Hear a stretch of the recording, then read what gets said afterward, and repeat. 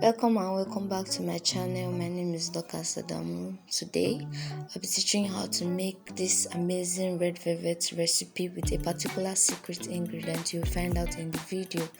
So let's begin. In a bowl I will add 3/4 cup of oil. Next I will be adding 3/4 cup of margarine as well. I prefer to use oil and margarine in this recipe so the cake will be super moist and not too dry.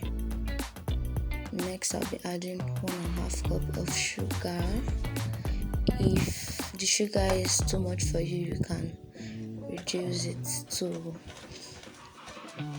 taste to the particular quantity you will like. So it's time to mix. After mixing, we'll be adding milk. This is 1 cup of milk. I actually use 1 cup of water and powdered milk because I prefer to use it since I wasn't able to get evaporated milk, but you can use evaporated milk if you have it handy. So next you mix. After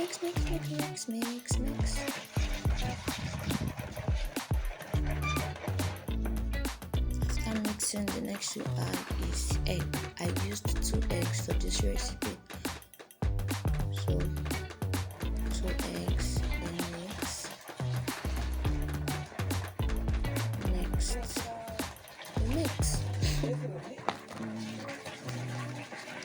So the next thing that I'll be going in is vinegar. 1 tablespoon of white vinegar. You can also use apple cider vinegar. Mix.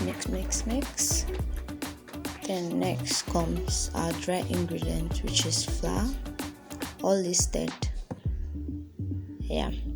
So I actually sieved the Milo because there's sugar in it,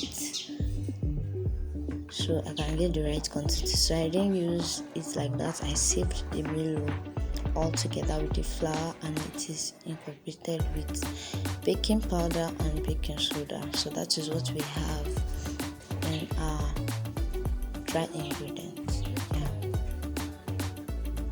So let's stir and see. So the reason why at the beginning of the video the cake is actually kind of dry is because I was unable to video immediately I brought it out of the oven, so that was why it was kind of dry. So it was after a few days, like 2 to 3 days. It was in the fridge, so that's why it's kind of dry like that, but it's still good. The cake is still fine. So the next is color, the red velvet powder. So after adding, I did not add the red velvet powder all at once. I was adding it gradually. So I started with 1 teaspoon gradually. I wasn't actually okay with the color, so along the line I added 1 more teaspoon, so the color would be as red as I wanted. So the next I'll be greasing my pan and pouring in my butter.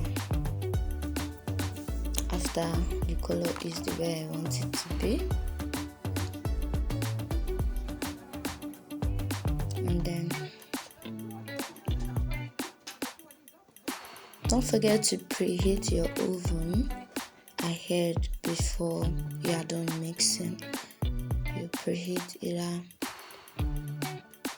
to any degree of your choice. It won't be too hot, like 230 degrees Celsius, depending on your oven and depending on how the quantity of your cake is. So I'll be greasing my pan now to add it in. Usually you can use a brown paper in the pan to avoid it from when you want to bring it out of the pan so it won't scatter. But I don't have it available, so I'll be greasing my pan instead. You can grease your pan with either oil, margarine, or butter. Then next I'll be pouring in my butter into it. So our cake is almost ready. I'm so sorry guys for not bringing it out immediately from the oven when it was done. So our cake is ready. This is actually a video of the cake like after a few days, 2 to 3 days. Thank you for watching and don't forget to subscribe. I'll see you in my next video. Bye.